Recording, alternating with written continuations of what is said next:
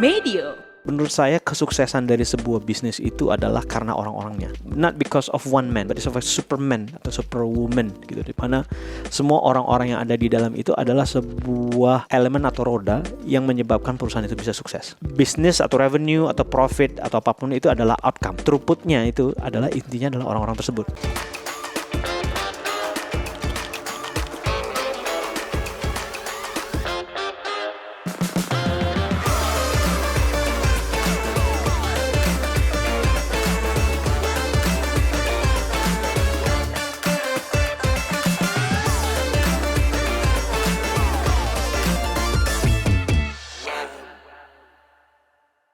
Halo Sobat Medio, kembali bareng gua Suli dan Risti. di episode Obsessive Let Talk kali ini. Nah, segmen Let Talk akan menggali perspektif para leader tentang kepemimpinan dan inovasi. Nah, di episode kali ini Mbak Suli kita akan ngobrol bareng leader yang gak kalah keren Yang seru dari banget nih ya. episode-episode sebelumnya nih. Seru-seru nervous nih. Seru-seru nervous. Makanya saya nervous. Oh iya. Nah, di episode ini kita udah ada country head Indonesia di Mo Engage, ada Bang Roy Simangunsong. Halo, Selamat Mbak. datang. Welcome to Let Talk ya. Thank you untuk undangannya di sini. Iya, gimana kabarnya Bang? Baik. Oke, nah mungkin untuk Sobat Medio yang belum kenal sama Bang Roy bisa ceritakan dulu sekarang kesibukannya apa, terus tadi lagi kerja di Mo Engage, apa sih yang lagi dibangun di sana? Oke. Kerjaannya sekarang ini tentunya di perusahaan Mo Engage. Mo Engage itu marketing automation, kaitan dengan CRM lah ya, CRM. Dan di Indonesia sendiri kita tuh ada 150 klien di Indonesia. Mulai dari skala yang kita sebut sebagai perusahaan yang lagi mendapatkan seed sampai kepada perusahaan yang enterprise seperti layaknya XL, Video ataupun Blibli, di mana kita manage untuk marketing automation mereka untuk manage lifetime value daripada customer mereka. Jadi engage komunikasi dengan customernya tersebut dengan tentunya bantuan analytics. Bahkan Kompas juga termasuk Kompas ID ya. menggunakan kita gitu, salah satu klien kita. Nah, dalam keseharian saya itu tentunya memanage ada 2 departemen besar di Indonesia. Itu ada departemen yang kaitan dengan growth atau revenue, terus yang satunya lagi adalah kaitan dengan customer success. Customer success manager itu basically setelah perusahaan memutuskan untuk memakai Mo Engage, setelah diimplementasikan, bagaimana agar customer tersebut bisa mengoptimalkan penggunaan Mo Engage untuk ngebantu bisnis mereka. Jadi kita nggak ngelepas mereka. Di luar itu tentunya saya menikmati motoran juga, motoran pribadi sendiri, solo sendiri, terus baru mulai. Dan seneng solo, nggak seneng rame-rame. Hobi gitu. ya, hobi Hobi tapi aja. Nah, sama musik juga, main bass, main piano kayak gitu. Kesibukan yang lain tentunya ya kalau misalnya nih diundang seperti ini, kalau misalnya berbagi, sharing gitu loh. Karena kebiasaan saya juga dulu kan saya dosen juga di salah satu universitas negeri di Indonesia, di Jakarta, UI lah ya, Universitas Indonesia gitu ya. Saya mengajar digital etnografi sama transmedia storytelling. Terus kemudian sekitar 1 tahun 2 tahun lebih fokus kepada kegiatan yang profesional yang ini. Tidak lagi mengajar, tapi saya punya energi untuk namanya berbagi pengalaman. Itu menurut saya adalah sesuatu yang penting agar saya belajar lagi. Gitu. Pas banget ya Mbak Suli di Let Talk nih, Iya. sharing sama audiens kita. Kalau latar Meninggalkan belakangnya legacy nih. Betul meninggalkan legacy, betul. Ya kalau bicara mengenai latar belakangnya 22 tahun lebih. Panjang ya, Udah panjang, udah tua sebenarnya. Udah langsung tua lah. nih keluar. 20 tahun lebih. Dibagi kalau boleh dibilang ada 4 fase dalam hidup saya sebagai profesional. Fase pertama adalah sebagai engineer. Saya pernah menjadi aircraft maintenance engineer. Kemudian fase di dunia IT, itu fase kedua di mana saya memulai kerja saya sebagai seorang sales untuk membangun karir saya agar bisa menjadi pimpinan di sebuah perusahaan. So that's around 13 years di situ di IT, dunia IT. Panjang ya? Panjang. Baik itu di konsultannya SAP, Microsoft juga, pernah IBM, pernah di perusahaan lokal juga, Metrodata. Metrodata karena bagian daripada Metrodata juga, ada consulting regional dari Malaysia.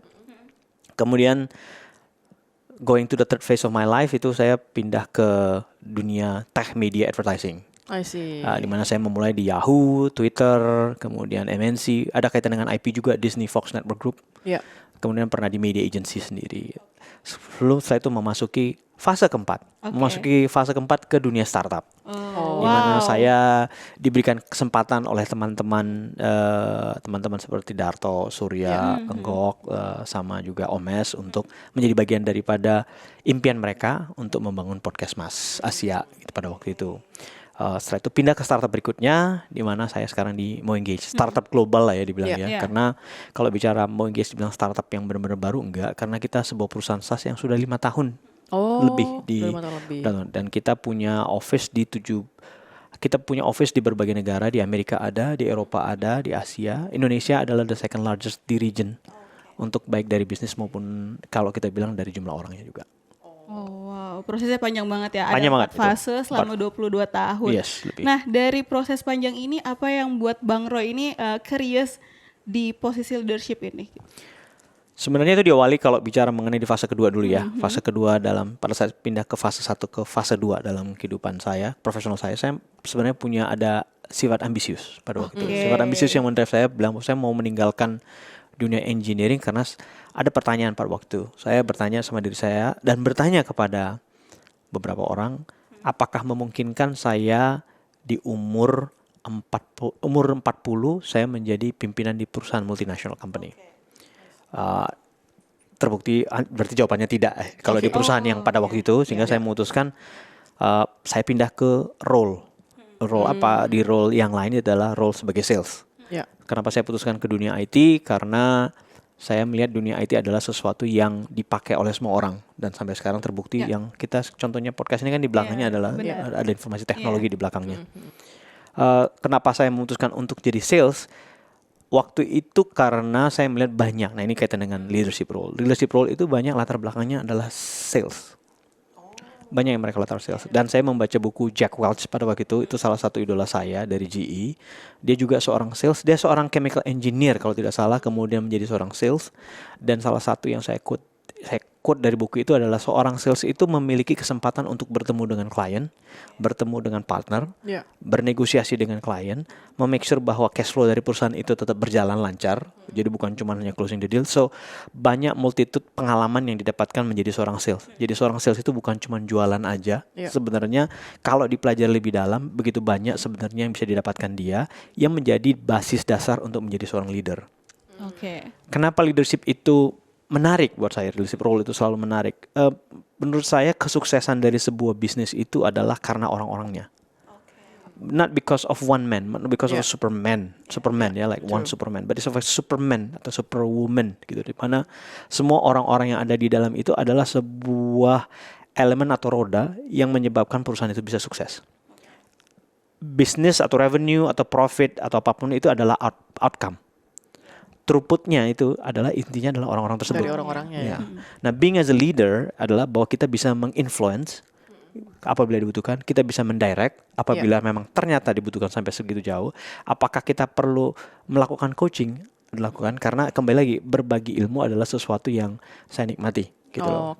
Dan the drive business itu tentunya dengan kekuatan mereka akan membantu gitu. I see.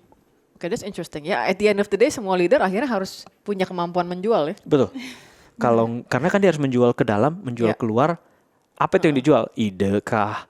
Apakah memang barang kah? Apakah produk kah? Tapi semua itu adalah menjual ya, menjual sebuah vision, menjual sebuah mission. Kan kita harus menjual tuh. For people to believe bahwa visi kita ini memang has something to do with them. And solve their problems juga ya. Gitu loh. Karena kan orang bekerja itu untuk apa? Punya macam-macam motivasi. Jadi bagaimana kita mencari benang merahnya untuk mengkaitkan motivasi tersebut demi kesuksesan perusahaan. Ya, I see. Ya, karena Risti sebagai produser di sini juga harus bisa jualan akhirnya ke klien. Harus tahu apa yang dijual dari produk kita. Klien udah clear, kita langsung majuin produser untuk pitch proposal. Karena kalau seorang produser maju, resistensi itu lebih rendah katanya. Katanya sih begitu. Karena bukan sales. You're producing. When you're producing, you're basically katanya selling a content. Kalau saat producing ada sesuatu defensive mechanism dari orang yang menerimanya lebih rendah.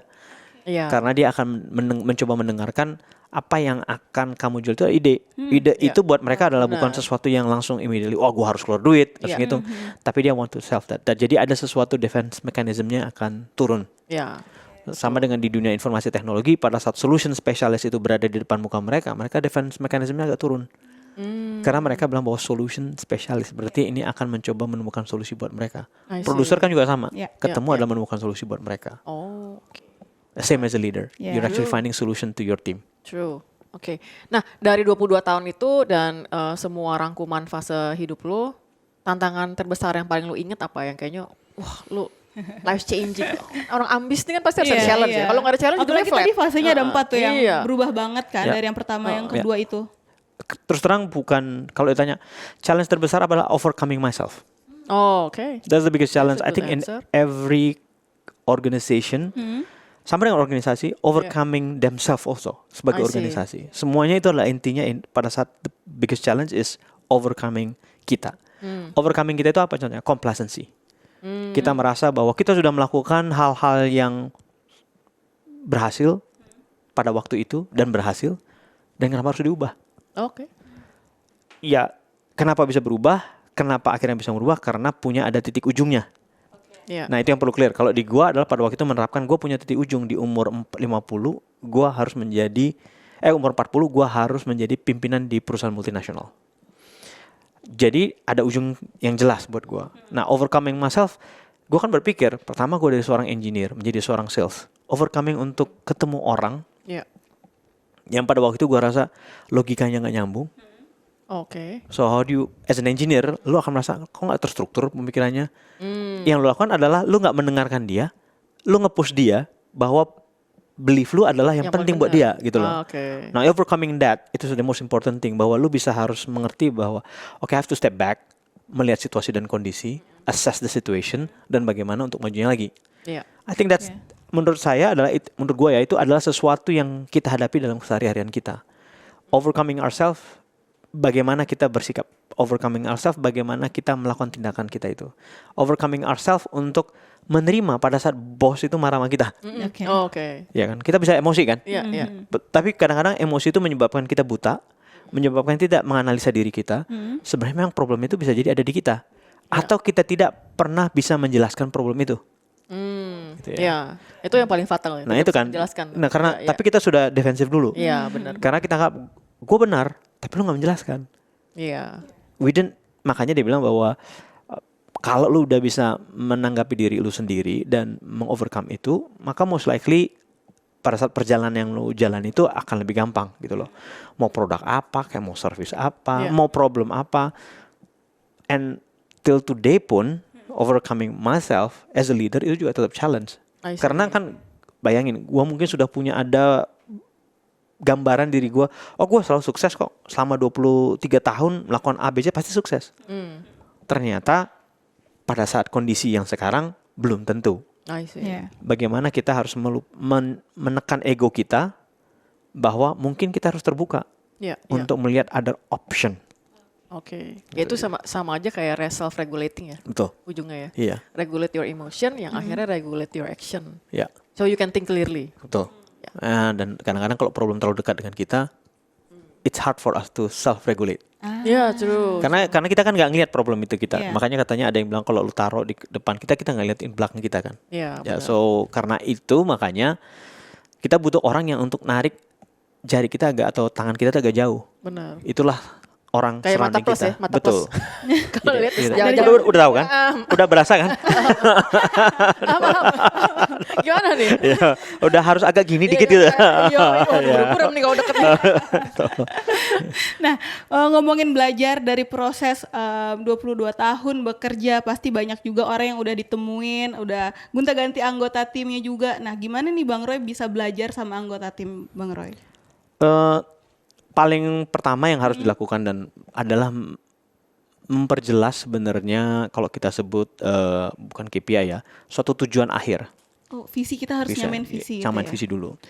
Karena kan kalau kita bicara, gua nih bicara sama misalnya sama Risti, what's in it for you adalah penting buat gua ketahui dan buat si tim tersebut mengetahui what's in it for me. Karena kalau udah ketemu what's in it for every one of us, karena katanya manusia itu semua everyone, manusia itu selfish loh. Oh. Percaya nggak itu? Ya, percaya. We are all selfish. Karena ada it ego super ego, ada Betul. itnya dulu. Ya. Tinggal betul kan? Nah, kita akan selfish, cuman beda-beda orang dalam menunjukkan keegoannya itu. Ada orang yang lebih tahan tapi dia punya ego. Nah, membuka diri kita untuk memberitahukan sebenarnya tujuan akhirnya itu apa dan apa itu efeknya buat dia, diharapkan akan membantu orang tersebut akan membuka dirinya dan mengerti apakah itu sebenarnya sama dengan tujuannya dengan dia, gitu loh. Karena kan punya masing-masing punya motivasi. Iya. Ada orang yang punya motivasi bilang gua nggak pernah mau jadi leader. Iya. Lu kasih dia juga role leadership nggak akan mau dijalanin sama Iya, dia. betul. Lu yang pengen karena ngeliat dia oke, keren dalam melakukan kerjanya, tapi lu bilang oke gue mau pengen lu jadi manajer. Ternyata dia bilang gue gak pengen jadi manajer. So, Pengennya jadi iya pengen jadi individual contributor. gitu ya? So you have to accept that. Oh, Berarti kan lu harus menempatkan posisi dia sebagai orang senior, sebagai individual contributor. Berarti kan lu harus lihat career path-nya seperti apa. Dan dia juga harus menerima kalau ternyata career path-nya akan mentok. I see. So that's what's in it yang untuk terlihat dalam motivasi. Nah, proses belajar itu dengan step pertama adalah keterbukaan itu penting. Keterbukaan untuk memberitahu sebenarnya tujuan akhirnya apa. Dan diharapkan orang itu akan seperti itu juga. Kedua adalah memperjelas kepada teman-teman tersebut juga. Dan still making mistake ya, dalam hal ini saya harus akuin kadang-kadang making mistake. Adalah tidak mendefinisikan sebenarnya apa yang disukai dan tidak disukai. Oke. Maksudnya yang Nah, tidak disukai sama kita kita terhadap mereka. ke mereka. Jadi apa bukan kepada kita, jangan pernah berpikir selalu kepada mereka. So itu membawa itu sebuah personal. Apa yang kita sukai dan tidak sukai ini nothing to do with personal. Oke. Oleh karena itu, walaupun memang dari kita, tapi jangan take it as a personal. Bingung kan? Dari kita tapi nggak personal. Iya. Tapi adalah bagaimana kita bisa mendisasosiasi bahwa ini adalah hal-hal yang saya menilai kalau ini yang saya suka dan tidak suka, jadi gampang untuk buat dia melihat bahwa oke, berarti saya harus mempersiapkan apa.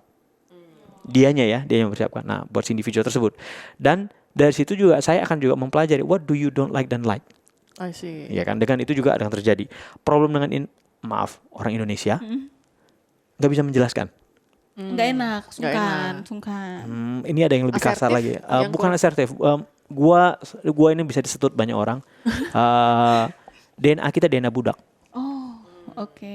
Inferior ini ya. Inferior Very complex. Inferior complex. complex. I see. I don't know kenapa ada di situ. Tapi saya tahu pasti bukan itu orang Indonesia. I see. Jadi saya melihat bahwa orang Indonesia itu nggak kalah loh sama orang-orang luar.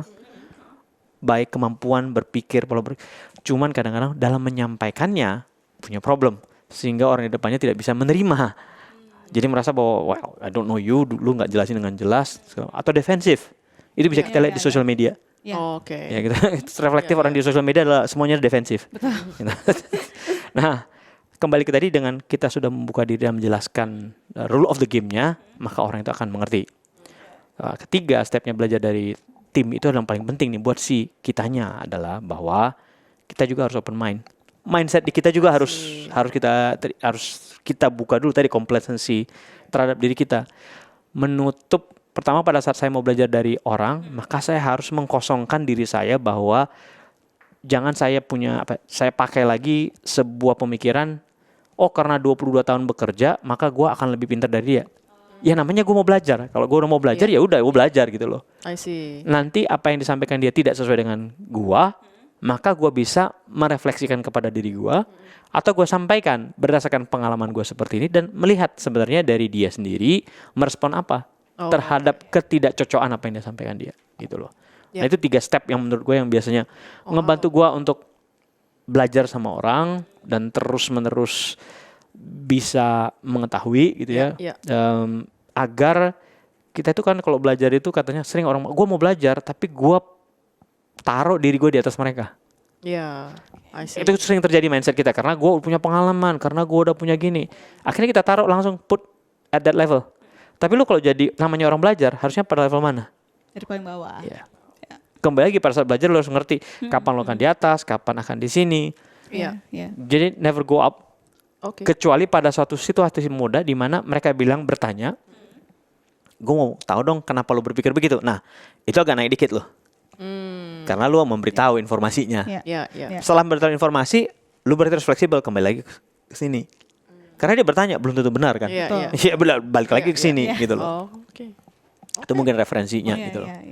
Next questions. Ini kalau kata Steve Jobs nih, you hire the smartest person in the room, so they can tell you what to do, not that you can tell them what to do.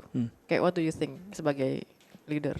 Depends on the condition dan situasi. Situasi kondisi market, situasi tim, situasi kondisi perusahaan itu sendiri. When do you need to influence, when do you need to coach, when do you need to direct. Nah, sama dengan yang disampaikan oleh Steve Jobs tadi, itu kan besarannya. Yeah. Bahwa lu punya mindset itu. Tapi kan kembali kalau kita lihat Steve Jobs nggak selalu begitu. Yeah. Oh ya. Dia akan menyesuaikan dengan situasi di mana dia lihat gue harus direct nih. Karena ada suatu prioritas yang timnya juga belum nangkep. Oh, oke. Jadi yang perlu leader adalah ngapain? Lu udah tahu nih ada ujungnya, misalnya simpelnya gue tadi mau menuju ke tempat recording ini. Ada supir di depan. Lu kan nggak terus menerus lu bilang, oh kiri kanan kiri kanan. Iya. Kecuali dia bilang gue kagak tahu nih jalannya gitu kan. Okay. Nah, berarti pertama satu, kedua dia kan bawa mobil nih. Kan nggak harus lu kasih tahu cara ngerem gimana, cara tukar gigi. Lah kan lu udah percaya bahwa dia membawa mobil berarti udah ada SIM-nya berarti mampu gitu loh. Apa yang lo lakukan adalah meng-guide dia bahwa jangan mau bawa mobilnya ajur-ajuran. Kan lo kasih kan, Mas tolong dong jangan ajur-ajuran bawa mobilnya.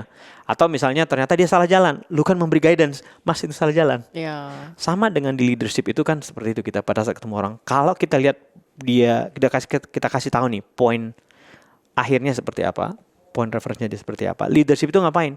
Ngegawangin. Kapan dia harus agak digeser-geser, ketengahin. Ternyata kalau way off terlalu jauh, berarti ya kita harus tarik balik dia. Ditarik way off terlalu jauh, nggak ngerti-ngerti, dikasih tahu nggak ngerti-ngerti, agak dikasih tahu dulu gitu kan. Macam-macam mekanisme untuk melakukan itu. Jadi itu yang menurut gue sebagai seorang leaders, situational leadership itu adalah sesuatu yang sampai sekarang bagi gue setelah melihat banyak role leadership ataupun konsep-konsep teori itu yang paling cocok menurut gua, karena itu menentukan kita pada situasi kondisi kita lagi perusahaan di atas, di bawah, di tengah seperti apa. Dan itu kayaknya sangat melatih adaptasi ya. Iya, adaptasi. Nah, gua kebantu lagi karena gua kalau tadi bicara mengenai dari industri engineering ke sales ke dunia tech segala macam, dari individual contributor menjadi people manager. Perpindahan perusahaan itu juga adalah membantu gue lebih cepat beradaptasi. Yeah. Karena pada saat masuk, gue tahu apa goalsnya, gue akan adaptasi berdasarkan goals itu. Alright. Nah, mungkin aku mau bahas sedikit terkait situational leadership itu. Kalau misalkan Bang Roy ada anggota tim gitu yang dapat tugas baru, dia harus mengerjakan sesuatu yang baru, keluar dari zona nyamannya dia, atau melakukan sesuatu yang memang bukan pekerjaan sehari-harinya dia gitu. Nah, sebagai leader biasanya Bang Roy itu mendorong dia atau encourage dia seperti apa? Ini kembali lagi kepada situational leaders tadi itu ya. Gue harus ngeliat dulu nih, orang ini sebenarnya memang punya mindset atau tidak. Ya, pada saat mindsetnya. Paling susah itu kan kalau kita inherit a team. Inherit a team itu adalah bahwa bukan lo yang bentuk. Bukan gue yang bentuk, gue melihat kapabilitasnya juga sebenarnya ada lebih, cuman karena selama ini dikondisikan bahwa ya pokoknya lu seperti yang lo lakukan sekarang udah cukup nih. Ya kan? Jadi berarti kan lu harus mengenvision orang itu, kenapa lu harus keluar dari comfort zone. Ya kan? Itu juga bagian dari pengayakan sebuah organisasi. Nah, as a leadership juga one of the key things is ready to make the hard decision. Ya, karena kembali lagi kita punya perusahaan ujungnya di atas, dan untuk mencapai itu harus memiliki traits seperti apa, harus memiliki orang-orang seperti apa. Nah, let's say orang tersebut yang tadi kita bilang tidak terbiasa dia terhadap role-nya, dan gua kasih task itu. Mungkin yang pertama kali harus kita pelajari even before giving that task. Jadi bahwa gue sebagai orang pada saat mau memberikan task itu, gue harus melakukan analisa sebenarnya orang ini punya traits apa, mampu atau tidak, masih adakah room to growth-nya, mindsetnya seperti apa. Makanya dibilang sebagai seorang leader itu harus melakukan frekuensi komunikasi kepada timnya. Apakah itu one on one yang formal ataupun one on one informal. Gue believe dengan konsep one on one non formal. Karena dengan begitu anak itu lebih relax, apalagi dengan sifat hierarki di Indonesia, walaupun katanya flat, tapi tetap aja kita ada hierarkal, ada di situ itu. Nah, jadi yang menyebabkan akhirnya ada sedikit blocking untuk kita lebih santai. Tapi pada saat di luar kita mungkin akan jadi lebih santai. Nah, itu catatan juga tuh buat leader yang mau membawa orang itu ke non formal, jangan apa yang ditangkap di non formal itu dibawa nanti kembali ke situasi formal. Jadi sometimes when you conversate mungkin di dalam coffee shop, di dalam ya tempat-tempat yang kita bisa santai ngobrol, jangan terus pada saat dia lebih relax dan mungkin agak sedikit tidak seperti yang di kantor gitu ya. Terus lu tangkap pernyataan itu karena sebenarnya lu kurang suka, terus lu kembaliin, lain kali jangan gitu. Padahal kan you take that person to the informal condition gitu. I see. So leave that lu punya pangkat jenderal atau apapun di kantor. There you are 2 human, 3, 4, 5 human beings yang ada berada di ruang lagi ngobrol. Nah dari situ lu bisa tangkap ini orang pola berpikirnya gimana gitu loh. Nah kembali jadi di awal going to that comfort zone sebenarnya the first step is to analyze, are we giving the task to the right person? Ini untuk mereduce error tadi, untuk mereduce. Nah kalau misalnya kita sudah kasih ke mereka dan mereka ternyata tetap tidak perform, kita harus have that open conversation sebenarnya. Sebenarnya pada saat kita memberikan task yang lebih kepada mereka, adalah kewajiban, ada tanggung jawab kita juga untuk selalu melakukan checkpoint. Checkpoint udah sampai di mana, apa yang menjadi challenge-nya dia. Jangan cuma hanya gua kasih karena gua lihat lu mampu, terus kita lepas, terus dia ya udah gitu loh. Terus dia gagal, betul. Terus dia bilang lu nggak bisa berarti. Karena ada pemikiran bahwa leaders itu bahwa ya once we give that ya udah lu jalan. Benar untuk kembali lagi kondisi di mana tim kita itu ready. Kalau tim itu kita tidak ready lain. Nah ada situasi kondisi di mana gua ngasih kepada orang itu mindsetnya nggak ada di situ, nggak punya mentalitinya tadi. Tadi yang gue bicara di awal-awal mengenai mindset, mengenai apapun itu kan kembali kepada attitude orang tersebut. Benar. Jadi kalau orang itu nggak punya attitude yang tepat, maka dia apapun yang lu throw ke dia, mau itu what's in it for them atau attitude-nya ya udah nggak aja gitu loh. Jadi kalau gue sebelumnya dalam meng-hire orang pun, if I were to pick between competence and attitude, I always pick attitude number 1 gitu loh. Karena itu membantu untuk pembelajarannya berikutnya. Karena kompetensi juga bisa dipelajari. Yes, betul. Jadi menurut gue, dan gue merefleksikan lagi kepada diri gue nggak pernah jadi sales, gue belajar jadi sales. Gue nggak tahu mengenai IT, gue jadi IT. Gue nggak tahu mengenai media, gue bisa. Jadi sebenarnya orang bisa belajar, gitu. Kemauan lagi kan. Betul. Kemauan. Jadi tadi comfort zone itu sebenarnya orang mau meninggalkan comfort zone-nya itu pertama kan dia harus self-regulated juga. Gue mau meninggalkan yang itu. Ya tapi kalau ternyata dia bilang enggak, gue cukup aja kayak gini. So then you have to accept. Itu adalah challenge terbesar leader. Benar. Tapi buat kita leader kadang-kadang kita ngerasa bahwa it's like padahal dia mampu kok. Tapi dia nggak mau. Between mampu dan mau, ya udah you have to pick yang mau, itu yang paling utama. Mampu tapi nggak mau. Tapi mau kurang kemampuan diajarin. Mampu tapi dia nggak mau, ya udah selesai. Berarti kita juga sebagai leader kalau dapat anggota tim yang memang udah kita dorong tapi dianya ujungnya nggak mau, itu juga nggak bisa dipaksakan. Yes. Itulah self-regulated regulation ke kitanya juga. Gitu loh. Mungkin dari perjalanan panjang tadi, terus ketemu banyak anggota tim juga, pasti kan ada kegagalan juga nih bareng anggota tim. Nah, gimana Bang Roy sendiri ini menghadapi kegagalannya, terus mungkin menyampaikannya juga ke anggota tim atau memberi feedbacknya juga gitu? Kalau kegagalan paling selalu saya punya note, kegagalan itu pasti akan ada terjadi dalam kehidupan kita dalam keadaan profesional ya. Pertama selalu gue bilang accept that there's a possibility. Apa sih gagal itu? Gagal itu buat gue adalah tidak mencapai misalnya target revenue. Apakah itu gagal? Enggak. Itu enggak gagal. Karena apa? Mencapai target revenue adalah tidak mencapai, but you didn't fail. Tapi lo mencapai yang bukan 100%, lo mencapai di 80-90%. Gagal itu adalah sama sekali tidak dilakukan apapun. Tidak mencoba gitu. Tidak mencoba, itu kegagalan sebenarnya. Bagi gue tidak mencapai titik A tanpa ada effort itu gagal. Tidak berusaha. Tapi kalau menuju titik A, di mana dalam perjalanan itu kita banyak menemui hambatan, maka dan kita tidak belajar. Nah ini yang nomor 2 adalah kegagalan itu adalah orang yang sudah mengetahui bahwa dia tidak mencapai tujuannya dan dia tidak belajar terhadap hambatan tersebut dan bagaimana overcome. Nah itu gagal. Gagal sebagai apa? Gagal becoming sebuah individual yang memiliki nilai lebih. Karena kan tadi saya di awal tadi kita bicara mengenai bagaimana kita mengendalikan diri kita. Salah satu mengendalikan diri kita kan kita harus mengerti apa sih langkah-langkah kita yang tidak benar atau tidak tepat akhirnya menyebabkan hasil tersebut. Oke. Kalau kita hanya menganggap ya memang gagal, ya memang nggak capek, ya nggak capek aja. Yeah. Berarti kita gagal menjadi orang yang lebih baik. Yeah. Nah itu yang menurut gue adalah bahwa nilai-nilai yang tadi gue bilang value for Roy terhadap kegagalan itu, goals is a goals. Oke. Kalau lu udah usaha dan tidak mencapai goals tersebut, lu gagal. Kalau lu tidak bisa belajar, sebenarnya lu tidak mencapai itu karena apa? Karena apa? Oke. Lu gagal kalau lu itu tidak melakukan usaha apapun untuk menuju tujuan tersebut. Oke. Iya, iya. Lu gagal karena padahal lu udah mengetahui kalau ternyata lu lakukan itu ada obstacle, dan obstacle itu harus lu siapin konsekuensinya, tapi lu nggak siapin, lu gagal. Oke. Jadi Iya, kegagalan itu bukan ditentukan, bagi gua adalah bukan ujungnya yang Dilihat lu tidak ya. capek ya. Karena bahkan lu dikasih misi aja ya, kasih misi lu melakukan A, lu gagal mencapai, lu tidak bisa menyelesaikan misi. Iya. Bukan gagal, Iya. lu tidak menyelesaikan misi. You did not accomplish, Yeah. but you not fail. Iya, Yes. iya. Kayak lari lah ya, Yeah. DNF ya, did Yeah, not yeah. finish. Did not Yeah. finish. Did you fail? Iya, No. enggak. Kalau lu diem, lu lari, ya lu oh ya you fail. Kenapa? Ya lu nggak ngapa-ngapain. Iya, Ya you lu- fail by lu sakit atau apa Ah, gitu ya itu. tiba-tiba. Lain kan? Lain persoalan. Jadi mau gue bilang, Didi, kalau bicara mengenai gagal buat gue adalah itu tadi.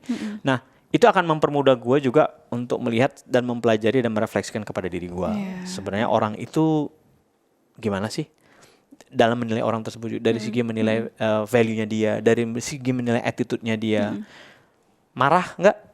Ya, namanya orang nggak mencapai tujuan, ada marah. Iya. I see. Kadang-kadang di dalam keadaan stressful kita bisa keluarkan itu amarah Iya. itu. And itu tadi itu, gue sebagai leader aja kadang-kadang kelepasan. So I have to being self-regulated juga. Iya. Apakah gue diingatkan orang, oleh teman, atau oleh pimpinan, atau Iya. siapapun dalam mengendalikan itu. Gitu. Nah, apalagi kalau misalnya kayak gue yang udah di-trace di dalam suatu organisasi yang begitu cepat. Ya, jadi gue dalam Microsoft, IBM, it's a very ruthless organization Yeah. pada waktu itu. Jadi we have to be very precise. Lu mau ngapain? Apa titiknya? Gimana cara mencapainya? Jadi melihat orang yang lebih lambat dalam bergerak, Iya. itu gue bisa sedikit kesal. Bukan sedikit, banyak kesal gue gitu loh. Banyak. Nggak sedikit ya. Banyak gue kesal. Tapi dan I have to self-regulate dengan gue melihatnya bahwa, dan gimana cara gue menginfluence dia lebih cepat. I see. Nah, kembali lagi tadi lah untuk melihat sebenarnya gagalnya gue di mana. Gagal gue dalam diri gue apa? Dalam mengartikulasikan atau merespon situasi yang ada. Oke. Lebih ke situ sih kalau gagal. Emang itu akhirnya banyak melatih self awareness kita juga ya. Ya, ya karena kan setiap yang kita lakukan kita mencoba mereflektifkan kepada diri kita, ya kan.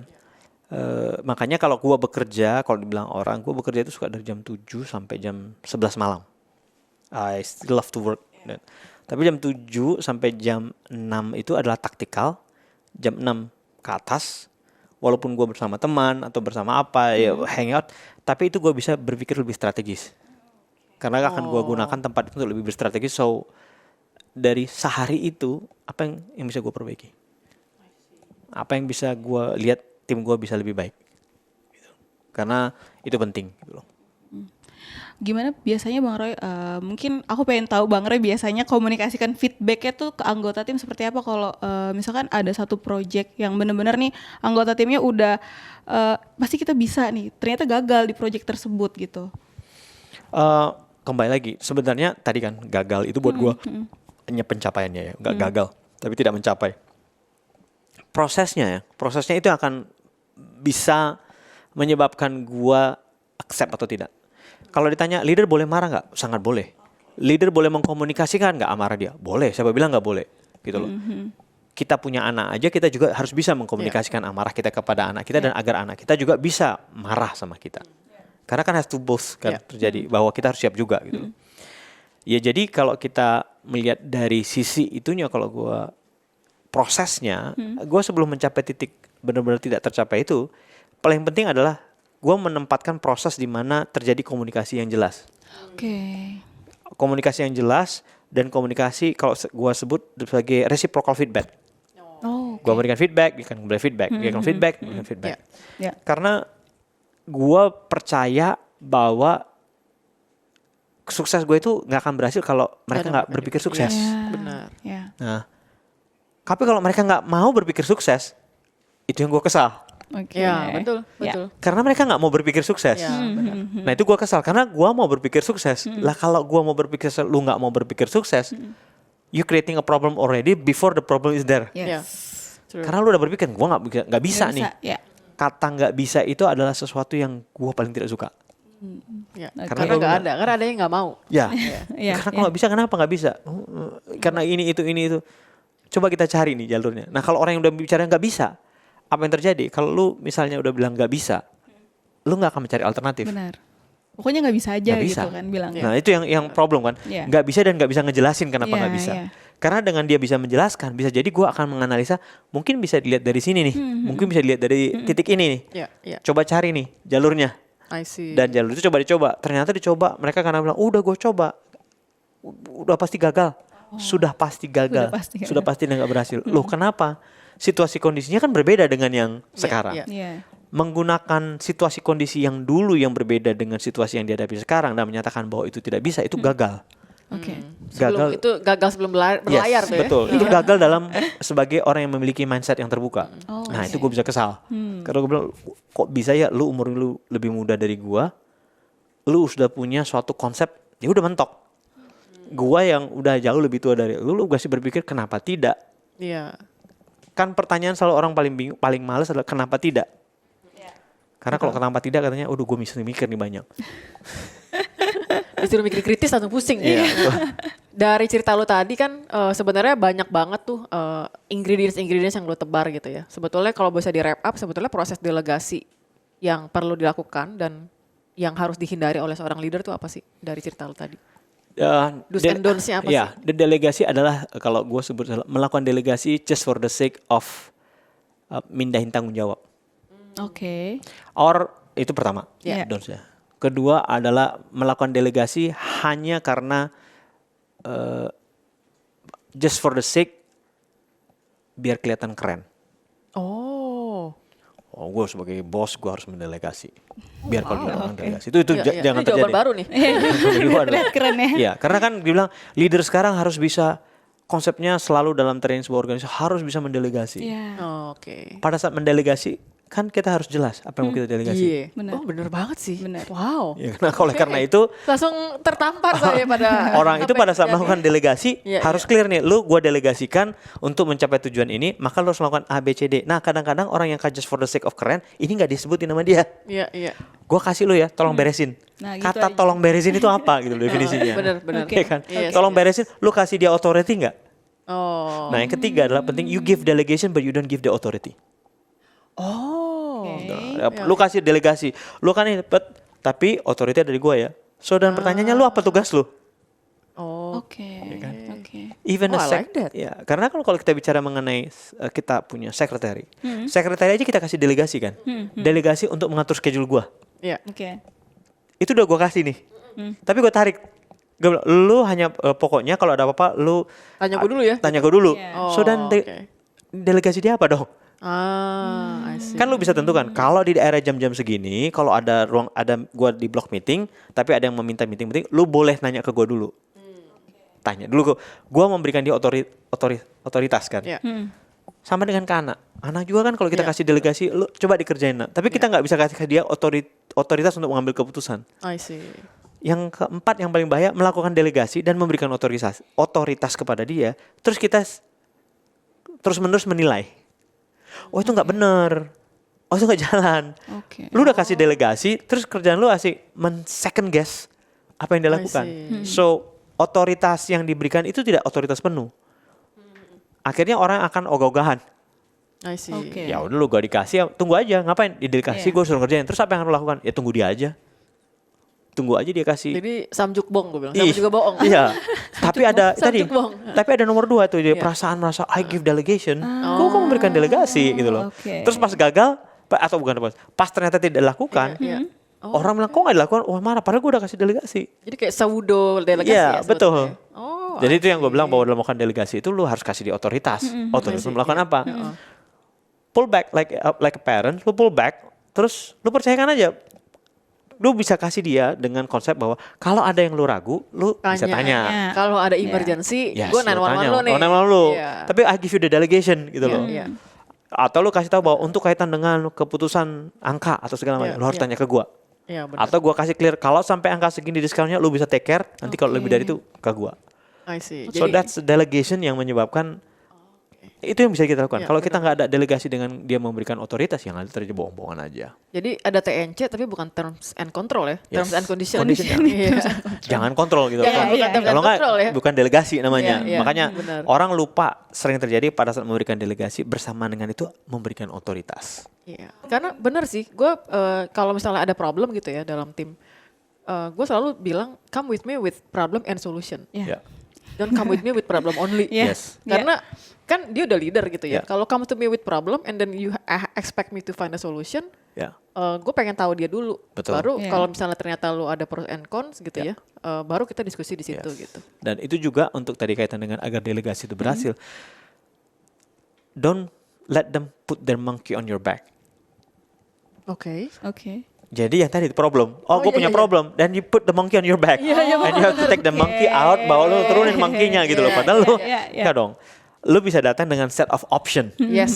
Gitu loh. Nah, challenge dengan pada saat melakukan itu dan orang tidak terbiasa. Nah, yang tadi do's juga buat untuk delegasi itu juga mengklarifikasi kepada orang tersebut apabila ada kelakuan, ada kesalahan, jangan langsung wah lu berarti nggak bener. Iya.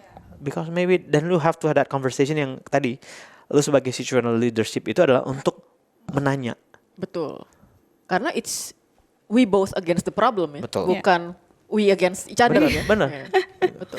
Nah, Bang Roy, udah ngobrol panjang. Tadi kita juga ngedengerin perjalanan panjangnya Bang Roy, terus prosesnya juga. Mungkin pertanyaan terakhir untuk sesi kali ini, gimana sih Bang Roy, traits apa sih yang Bang Roy cari nih ketika tadi kita udah ngomongin beberapa anggota tim, ciri-cirinya punya open mindset seperti itu. Nah, sebenarnya kalau mau masuk ke timnya Bang Roy atau Bang Roy ketika mencari anggota tim, itu traits apa sih yang dicari Bang? 3 selalu sih saya. Open mind. Oke. Kemudian dia punya will to fight. Will to fight. Will to fight-nya itu ada. Kemudian ketiga adalah menurut saya punya sifat kolaborasi. Bahwa ini trik nih ya, sifat kolaborasi ini untuk menyatakan bahwa gue bukan Superman.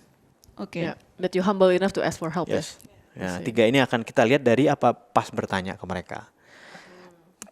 Kolaborasi gimana cara mengidentifikasi dan pada saat kita interview dia selama ini dalam lu melakukan kerjaan lu apa? Kalau selalu kedengaran, jadi gua melakukan ini, so there's no the other we-nya di situ. Iya. Oh, oke. Saya melakukan ini, saya melakukan ini, tapi dia tidak menginfokan saya bersama tim saya melakukan ini untuk apa, challenge-nya di bagaimana. Oh, saya menghadapi challenge itu seperti ini. Ya. Apalagi kalau itu ternyata gue mau hire seorang manager. So if I talk to a manager dan dia sebut, jadi gue melakukan ini, so you don't have a team or you have only you gitu loh. Iya, iya. Open Oh mind. iya, itu small details yang gue perhatiin juga sih. Ya. Nah, open mind itu kan open mindset adalah untuk kita bisa dari bicara testing condition seperti apa, bagaimana dia menghadapi kondisi itu. Nah, will to fight ini kalau orang bilang apakah sebuah traits kah? Well, I call it traits karena itu adalah masalah menunjukkan Grit ya? yes. Karena lu gimana sih menghadapi suatu problem? Iya. Marketeers kalau dikasih budget ya gampang dia bisa melakukan sesuatu. Tapi misalnya marketeers bilang nggak ada budget, but you have to do something. Nah itu tuh Nah, berpikir itu. kreatif Nah. dalam adversities ya. Yes. Nah itu yang menurut gue adalah 3 ini ada di sebuah Ada di- kondisi. oh, iya. Apakah akan berhasil? Kalau organisasi belum tentu ada komponen. Iya. Tapi 3 ini adalah sesuatu yang bisa Drive ya. drive. Fight to will to fight itu termasuk belajar. Gua nggak tahu. Lu have will to fight nggak? Iya. Nggak ada. Ya udah. Tanya orang lain kayak atau Tanya apa? orang lain itu will to fight gitu Iya. loh. Kalau gue selalu bilang orang sales berat nih pipeline-nya. Ya will to fight lo apa yang lo lakukan untuk overcome that. Seorang customer success manager, wah kliennya nggak bisa digini. Your will to fight itu apa? To overcome that. Ya. That's the three yang menurut gue, udah you have this ya udah. Iya sih, bener juga ya. Gak perlu cari orang yang terlalu pinter, Ya, no, ya.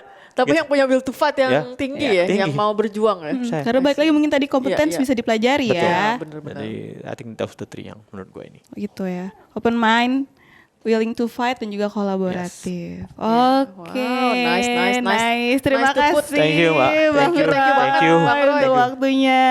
Yes. Sangat banyak kali kisah-kisah yang kita pelajarin ya. Langsung kayak tertampar tiap kali dia ngomong. Oke, thank you juga buat Sobat Obsesif yang udah nonton sampai akhir. Jangan lupa follow dan subscribe podcast Obsesif di Tip Tip, Noise, dan Spotify untuk insight-insight menarik dari para leader di berbagai industri lainnya. So, see you in the next episode. See you. Bye-bye. Bye.